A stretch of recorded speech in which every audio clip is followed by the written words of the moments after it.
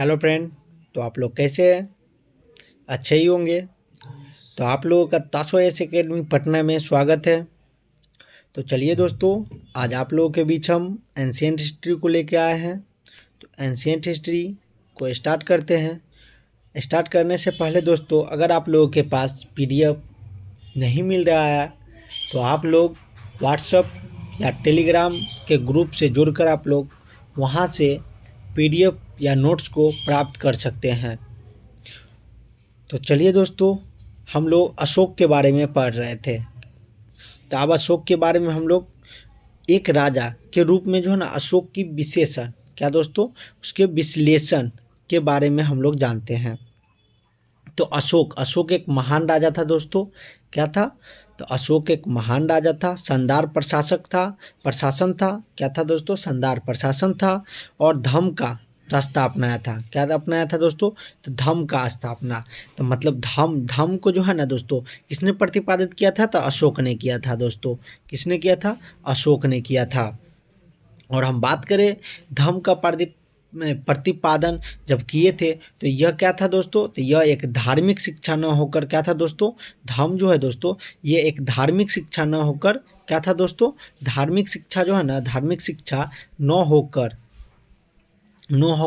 क्या था दोस्तों?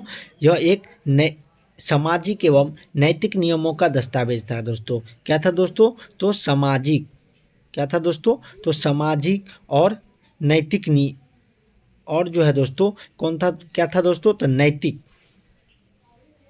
नियमों का क्या था दोस्तों? तो नियमों का जो है ना, नियमों का दस्तावेज था दोस्तों। क्या था दोस्तों? तो दस्तावेज था। तो चलिए दोस्तों, इससे आगे विभिन्न और हम लोग बात करें दोस्तों कि अशोक ने जो है श्रीलंका जो बौद्ध धर्म के प्रचार के लिए जो भेजे थे, तो श्रीलंका किनको भेजे थे दोस्तों? तो अपने पुत्र, जो पुत्र उनके जो थे दोस्तों, कौन था दोस्तों पुत्र? तो महेंद्र। और अब पुत्री की बात करें दोस्तों तो पुत्री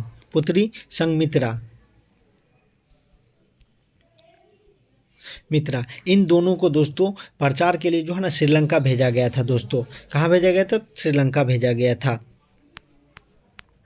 अब हम लोग देखते हैं दोस्तों मौर्य वंश के बारे में दोस्तों। तो इनकी मृत्यु, अशोक की जो मृत्यु है दोस्तों, कब हुआ था? तो 232 ईस्वी में। कब हो गया दोस्तों इनकी मृत्यु? तो 232 ईस्वी में।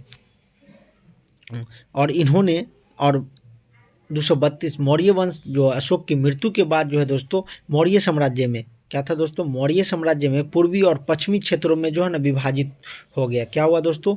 जब इनकी मृत्यु हो जाती है अशोक की, तो पूर्वी और पश्चिमी क्षेत्रों में जो है ना क्या हुआ दोस्तों? तो विभाजन हो गया दोस्तों। पूर्वी क्षेत्र अलग हो गया और पश्चिमी क्षेत्र अलग हो गया।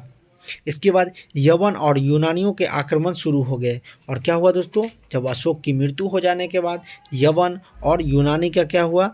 तो आक्रमण जो है ना शुरू हो गया। और हम बात करें दोस्तों कि अशोक के जो मतलब मौर्य वंश का जो है ना अंतिम शासक कौन था? तो बृहद्रथ था दोस्तों। कौन था दोस्तों? तो बृहद्रथ। आप लोग इसे याद रखें दोस्तों, ये एग्जाम के दृष्टि से काफ़ी इम्पोर्टेंट है दोस्तों। तो चलिए आगे देखते हैं दोस्तों, मौर्य साम्राज्य में राजनीति, उसके राजनीति के बारे में देखते हैं दोस्तों कि राजनीति में क्या था दोस्तों? तो उत्तर की बात करें दोस्तों तो उत्तर पथ। क्या था दोस्तों? उत्तर पथ। और यहाँ वेस्टर्न यानी पूर्व की बात करें दोस्तों तो क्या था? तो प्राच्य पथ यानी वैशाली। क्या था दोस्तों? वैशाली।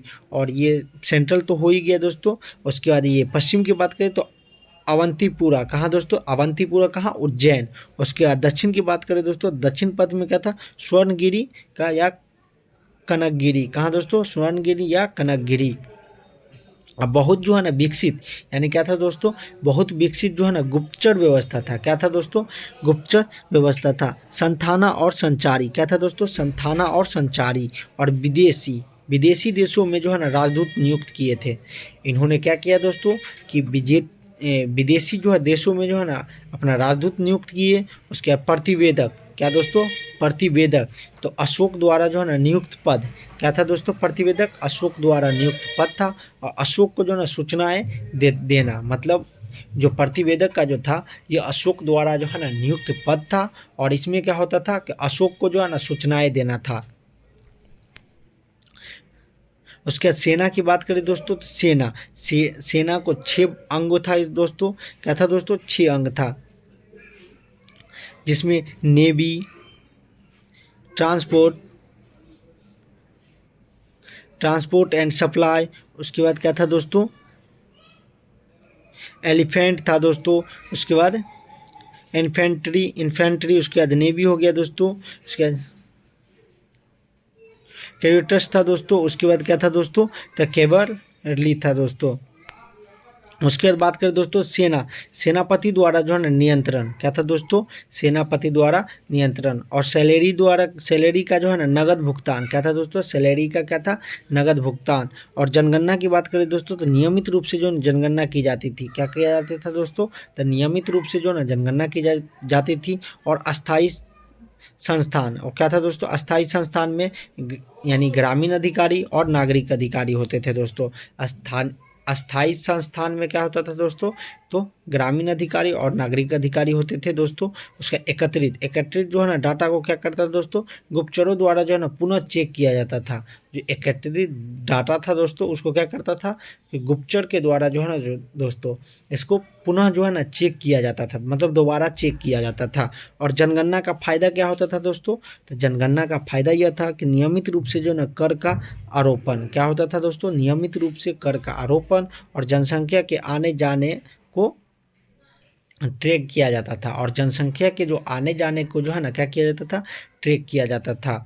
और भेषण में बात करें दोस्तों तो ये चिकित्सक था। कौन था दोस्तों? चिकित्सक, जो स्वास्थ्य विभाग को देखता था।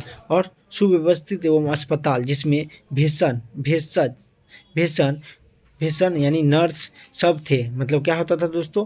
सुव्यवस्थित अस्पताल था जिसमें क्या होता था? भेषण और नर्स सब थे। और इलाज पूर्णतः जो है ना मुफ्त होता था। इसमें क्या होता था दोस्तों? इलाज की बात करें तो यह पूर्णतः जो है ना मुफ्त यानी फ्री होता था दोस्तों। और चिकित्सा व्यवस्था जो है ना बहुत ही दुरुस्त थी। क्या था दोस्तों? चिकित्सा व्यवस्था बहुत ही दुरुस्त थी। इसके मौर्य साम्राज्य की आर्थिक स्थिति को देखते हैं दोस्तों। तो मौर्य साम्राज्य की आर्थिक स्थिति, तो इनका जो है वार्षिक वित्तीय विवरण तैयार किया जाता था। बजट यानी वार्षिक विवरण जो है ना तैयार किया जाता था। एक आय, उसके बाद खर्च। क्या था दोस्तों? तो आय की हम लोग पहले बात कर लेते हैं, उसके बाद हम लोग खर्च के बारे में चर्चा करेंगे। तो आय में देखते हैं दोस्तों कैसे आता था दोस्तों? तो टैक्स आता था। उसके जैसे 1/6 भाग पर कृषि का टैक्स था दोस्तों। उसके बाद बलि कर से आता था दोस्तों। उसके बाद व्यापार से आता था दोस्तों। और उसके बाद खर्च की बात करें तो शाही खर्च था दोस्तों, सेना पे खर्च था। और वेतन भत्ते एवं कर्मचारियों के था दोस्तों। और उसका जन कल्याण के लिए भी खर्च किया करते थे। उसका रेवेन्यू डिपार्टमेंट था। उसके बाद डिपार्टमेंट ऑफ कॉमर्स था दोस्तों। उसका ट्रांसपोर्ट डिपार्टमेंट था। और संहिता की बात करें दोस्तों तो चीफ ऑफ रेवेन्यू डिपार्टमेंट जो 1/6 ऑफ जो है ना प्रोड्यूस करता था दोस्तों। उसके बाद ट्रंक रोड हो गया दोस्तों, ये हो गया ट्रांसपोर्ट में ट्रंक रोड हो गया दोस्तों। उसके बाद बड़े क्या दोस्तों? तो बड़े और लंबे राजमार्गों का निर्माण करवाया। क्या किया दोस्तों? तो इसमें बड़े और लंबे राजमार्गों का निर्माण करवाया। और रास्ता के दोनों तरफ क्या हुआ दोस्तों?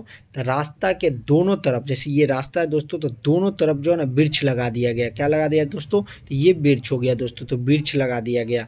उसके बाद धर्मशालाओं का जो है निर्माण करवाया। क्या किया दोस्तों? धर्मशालाओं का निर्माण करा। और क्या किया दोस्तों? तो नर्सरी। क्या दोस्तों? तो नर्सरी, कुएं, नहर का निर्माण करवाया। क्या क्या किया दोस्तों? तो नर्सरी हो गया, कुएं हो गए और नहर का जो है ना दोस्तों निर्माण करवाया गया। क्या किया गया? निर्माण करवाया गया। इसके बाद हम लोग आते हैं सामाजिक जीवन पर। कहाँ आते हैं दोस्तों? सामाजिक जीवन। तो इसके सामाजिक जीवन को देखते हैं। तो सामाजिक जीवन जो है दोस्तों इसमें जाति व्यवस्था मौजूद थी। क्या था दोस्तों? जाति व्यवस्था इसमें मौजूद थी। उसके 7 जातियों का वर्णन जो है ना मेगास्थनीज द्वारा किया गया था दोस्तों। तो किसके द्वारा किया गया था दोस्तों? तो मेगास्थनीज द्वारा किया गया था। तो कितने जातियों का वर्णन? 7 जातियों का। कौन कौन दोस्तों? तो ब्राह्मण हो गया, किसान हो गया, सैनिक हो गया, पशुपालक हो गया, कारीगर हो गया, न्यायाधीश हो गया और सेवक हो गया। कौन कौन दोस्तों? तो ब्राह्मण हो गया, किसान हो गया, सैनिक हो गया, पशुपालक हो गया, कारीगर हो गया, न्यायाधीश हो गया सेवक हो गया। तो कौन कौन दोस्तों, तो आप लोग इसे याद रखें दोस्तों। और जाति व्यवस्था जो है ना व्यवसाय पर आधारित था। और जाति व्यवस्था किस पे आधारित था दोस्तों, तो जाति व्यवस्था व्यवसाय पर आधारित था। किस पे था, व्यवसाय पे आधारित था। महिलाएं जो दोस्तों कुलीन वर्गों में जो है ना बहुविवाह क्या था दोस्तों, कुलीन वर्गों में बहुविवाह थी। और उसके बाद औरतों की स्थिति क्या था दोस्तों इसके शासनकाल में, तो औरतों की स्थिति जो है ना दोस्तों ये अच्छी थी। क्या होता था दोस्तों, स्थिति अच्छी थी। और पढ़ाई की व्यवस्था थी इसमें दोस्तों, क्या था दोस्तों, महिलाओं के लिए पढ़ाई की व्यवस्था था दोस्तों। तो चलिए दोस्तों आज के लिए इतना ही। अगर आप लोग चैनल पे नए हैं तो चैनल को लाइक शेयर करना ना भूले दोस्तों। और बेल आइकन को दबाना ना भूले। तो चलिए दोस्तों आज के लिए इतना ही। तो धन्यवाद।